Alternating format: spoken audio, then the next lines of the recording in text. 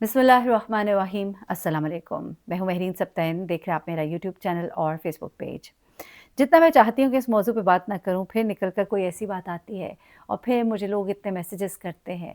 हमारे कुछ भाई भी हैं मीडिया के, कुछ बहनें भी हैं मीडिया की, जिन्होंने मुझसे कहा कि महरीन इस पर ज़रूर बात करें। और मैं ये बात जो है मैं किसी की ज़िंदगी का जायज़ा लेने के लिए, जिसे लोग कहते हैं ना, या मज़ा लेने के लिए हरगिज़ नहीं कर रही, बल्कि एक ऐसा सोशल इश्यू है हमारी बहनों, बेटियों, भाइयों के लिए कि आप लोग कभी-कभी लोगों के लिए एक मिसाल बन जाते हैं, निशाने इबरत बन जाते हैं, मुकाम इबरत बन जाते हैं।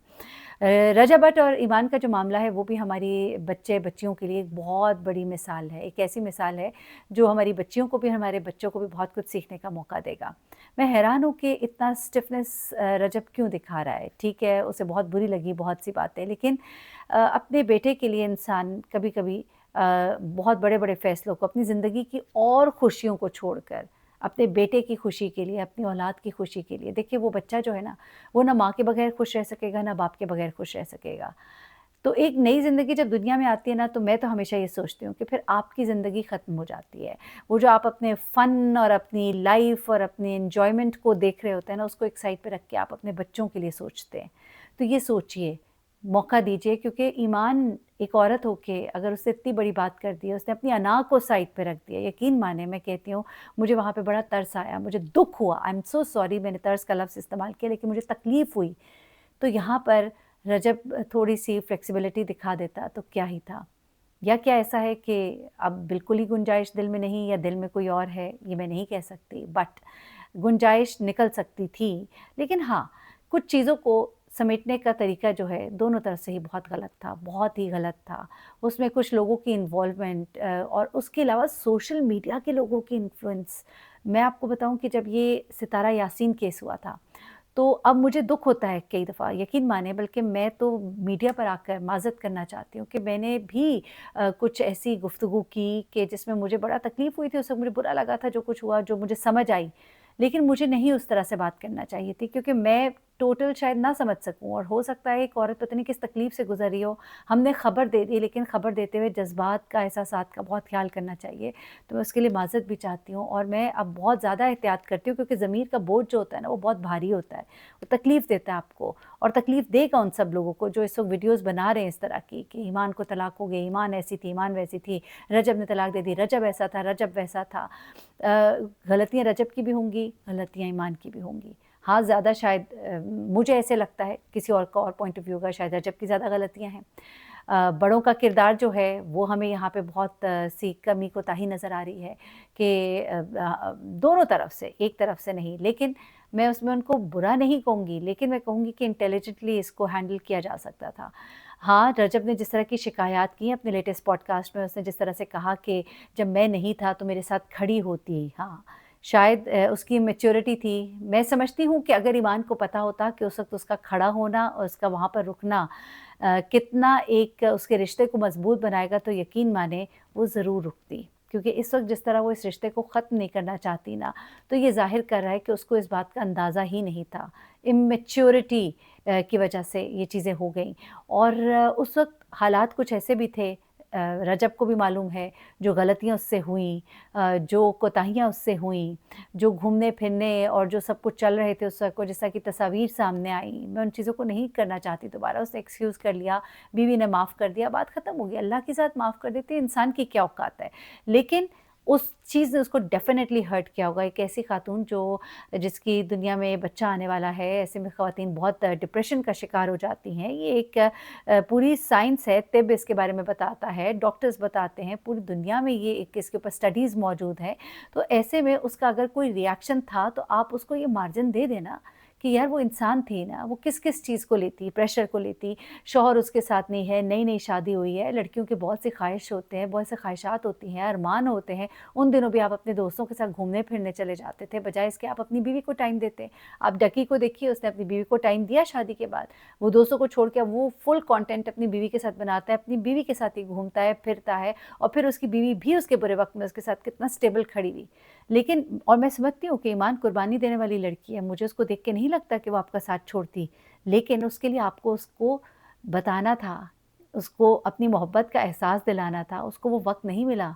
और जो वक़्त था भी, आपने कहा ना कि चले मैं मुल्क से बाहर चला गया, लेकिन जो वक़्त मुल्क में भी था, उस वक़्त भी आपने उसको वो वक़्त नहीं दिया और वो हम सब ने देखा। मैं आपको ये कहकर मैं बुरा नहीं कहना चाहती, at the same time on ने बेशक ये बात एक भाई के लिए, एक बहन के लिए उसका खड़ा होना बहुत मायने रखता है, लेकिन ऑन ने कुछ बचकाना हरकतें की।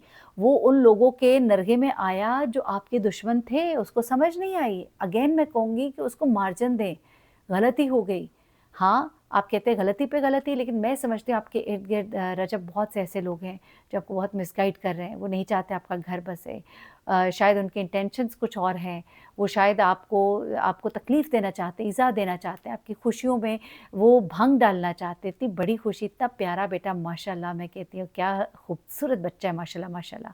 इतना प्यारा बच्चा, इंसान दुआएँ करता है कि हमें औलाद नदीना मिले। आपको अल्लाह ने वो नेमत दे दी। अल्लाह ने आपको हर नेमत से नवाज़ दिया, पैसा दिया, खुशियाँ दी, औलाद दी। अब उस खुशी को अल्लाह ताला आपको मैं कहती हूँ कि ठीक से इस्तेमाल करने की तौफ़ीक दे और आज का एक गलत फ़ैसला आपको ना जाने कितनी तकलीफ़ देगा बाद में, आप सोच भी नहीं सकते। ये जवानी चली जानी है, ये वक़्त चला जाना है, फिर एक वक़्त आएगा जब बेटा पूछेगा कि मुझे माँ से अलग क्यों किया? क्योंकि अब आप लोगों के दरमियान एक वॉर शुरू हो गई है, एक अदालत में जाना-आना शुरू हो गया है। आप सोचिए ज़रा वो कितनी स्प्लिट पर्सनैलिटी होगी बच्चे की, कभी माँ के पास, कभी बाप के पास। ये बहुत तकलीफ़ से होता है। आपको आप अपनी खुशी के लिए कि मेरा बच्चा मुझसे मिल ले, आप सैटिस्फ़ाई हो जाएँ, मैं सिर्फ़ आपकी बात नहीं कह रही, माँ की भी बात कर रही हूँ, कि माँ सैटिस्फ़ाई हो जाए कि बच्चा मेरे पास है। आप उससे उसकी दूसरी खुशी छीन रहे हैं। बाप सैटिस्फाई हो जाए कि बच्चा मुझे मिलने आया, आप उससे माँ से उसकी खुशी आप कहते हैं नहीं मिलने आएगा, नहीं। बच्चा जब मिलने आएगा, छोटे बच्चे थोड़ी देर भी माँ से अलग होते हैं ना, माँ को मिस करते हैं और वो जो मिस करने का वो जो एलिमेंट होगा वो उसके अंदर रह जाएगा। मैंने ये देखा हुआ है फैमिलीज़ में, मैंने बच्चों को देखा हुआ है जिनको माँओं से अलहदगी करनी पड़ी है कुछ टाइम के लिए, तो उनके अंदर कितनी हसरतें और कितनी कोताहियाँ रह जाती हैं, कितनी उनकी पर्सनैलिटी में प्रॉब्लम्स आ जाती हैं और होता है। आप जितना मर्ज़ी कह लें कि हम बड़ा प्यार देंगे, मैं बड़ा ये कर लूँगा, नहीं होता। अगर ऐसा हो ना तो दुनिया का हर बच्चा जो है ना वो हर माँ-बाप यही सोचता है मैं सँभाल लूँगा, मैं कर लूँगा। लेकिन फिर आपको नहीं पता होता वो जो गैप्स हैं वो बच्चे के ज़हन पर किस तरह से असर कर रहे हैं। किस तरह से वो अपनी माँ को जब तकलीफ़ में देखेगा तो आप क्या सोचते हैं? जितना भी आप कह लेंगे, जो मर्ज़ी कहानी सुना लेंगे, उस बच्चे के दिल में कभी तो आएगा ना कि मेरी माँ पे ज़ुल्म हुआ, मेरी माँ कहती रही। मीडिया पर, सोशल मीडिया पर क्या ये क्लिप नहीं मौजूद कि मेरी माँ कहती रही मैं बसना चाहती हूँ, मेरे बाप ने नहीं बसाया। और फिर बच्चे के ज़हन में ये भी आएगा कि मेरा बाप कहता था कि मेरी माँ साथ रही नहीं। लेकिन फिर उसे ये भी दिखाई देगा माँ गलती को सुधारना चाहती थी। हाँ, ठीक है आपने कहा कि वो जब आई थी तो इस तरह से इतने अरसे बाद आएगी। तो जब उसने देखा कि इतना ओपन वेलकम नहीं है तो फिर वो चली गई। ठीक है, मैं कहती हूँ उसको थोड़ा-सा अब अपने आप को मजबूत करना था उस टाइम पर कि ठीक है, मुझे इसी सर्द माहौल में आकर अब अपनी जगह वापस बनानी है, क्योंकि शायद मेरी कोई गलती थी जो कि इतनी बड़ी कुछ नहीं थी। आप यकीन मानिए, जो उसके साथ हुआ, एक खातून के साथ जब इस तरह की चीज़ें होती हैं जिसमें उसको रिलेशनशिप में एक धोखा मिला हो, जो भी आप इसे कह लीजिए। देखिए, एक औरत के लिए धोखा ही है कि उसके शौहर ने उससे शादी में होते हुए किसी और को दिल में रखा, बसा के रखा। कितना मिले, नहीं मिले, मैं उसमें नहीं जाना चाहती। फिर एक ऐसे वक़्त में जब वो फैमिली वे पर थी, आप जो है आपको बाहर जाना पड़ गया, वो अकेलापन, वो सब कुछ, घर में हो सकता है कोई सास-बहू में कोई मसाइल हुए हों। I don't know and I don't want to go into that detail. मैं किसी पर कोई अटैक नहीं करना चाहती। Looking at your mother I find her a very good person. मुझे मतलब शुरू से मुझे बड़ी मज़े की लगती थी, अच्छी लगती हैं। लेकिन शायद थोड़ा-सा और इनपुट उनकी तरफ से हो, आपका घर बस जाए तो मेरे ख़्याल से वो मेरी नज़रों में तो उनका बहुत मैं उनकी बहुत ज़्यादा रिस्पेक्ट करूँगी। अगर इस वक़्त भी वो अपना कोई किरदार अदा कर दें कि जिसमें ये बातें सुधर जाएँ, कुछ नहीं होता, जो हो गया किसी ने कह दिया, ज़रा अपने कान लपेटें और लोगों को शट अप कॉल दें। मैं आपको एक बात बताऊँ कि जो आपके पास बैठे ना और कहे कि ईमान के घरवालों ने ये किया, उसने ये किया, आप उनको शट अप कॉल दें। लोग आपसे बात तब करते हैं जब आप उनको बात करने का मौका देते हैं। आप उनको मौका देते हैं तो आपके कान भरते हैं। वो आके आपको बातें बताते हैं या आप उनसे पूछते हैं। ये पूछना और बताना आप भी छोड़ दें और वो पूछना बताना वो भी छोड़ दें। ऑन की बहुत गलती है, मैं मानती हूँ कि उसने आकर अपनी बहन को जिस तरह से सोशल मीडिया पर उसने अपने बहन के रिलेशनशिप को जो भी जितनी हद तक डिस्कस किया, कई जगहों पे मैंने कहा कि हाँ, आपने भी जब बातें की उसने जवाब दिया वहाँ पे ठीक है। लेकिन ये नहीं होना चाहिए था, ना आपकी तरफ से ना उसकी तरफ से।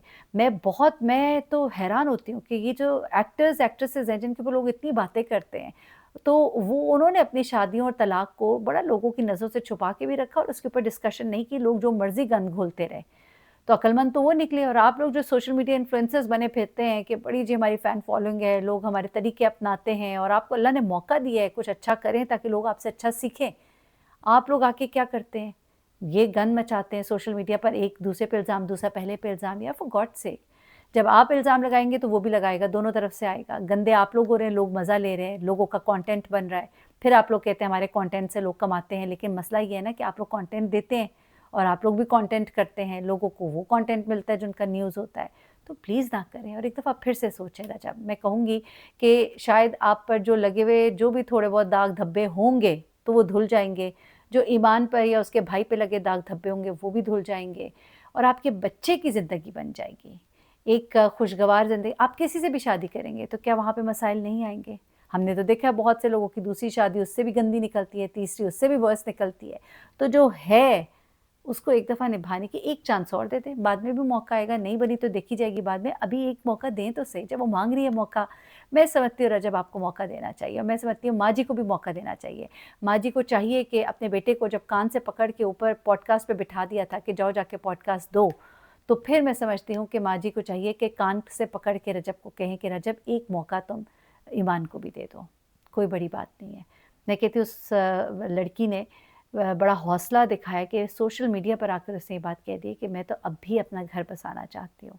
यार बहुत बड़ी बात है। एक औरत के लिए बड़ा इंसल्टिंग है ये जुमला कि मैं उसको तलाक दे रहा हूँ, मैं उसको दूँगा और वो सुन के भी ये बात कह रही है और सोशल मीडिया पे कह रही है। ये नहीं कि अपने घर की चारदीवारी में सारी दुनिया के सामने कह रही है। उसने अपनी अना को बिल्कुल कुचल दिया। तो खुदा के लिए एक दफ़ा फिर से सोचें। एक बच्चे के लिए सोचें, उस लड़की के लिए सोचें। आपको अगर कोई नज़र आता है ना कि ज़िंदगी में कोई बड़ी खूबसूरत बहार कहीं खड़ी है, वो बहार सिर्फ़ आपकी बहारों से ही जुड़ी है। ये जो अल्लाह ने इस वक़्त आपकी गुड्डी चढ़ाई हुई है और जो पैसे की रेल-पेल माशाल्लाह और सब कुछ है, तो शायद जो भी आएगा ना वो अब इसी लालच में आएगा। तो जो है उसको अपना लें और माफ़ी की गुंजाइश रखें।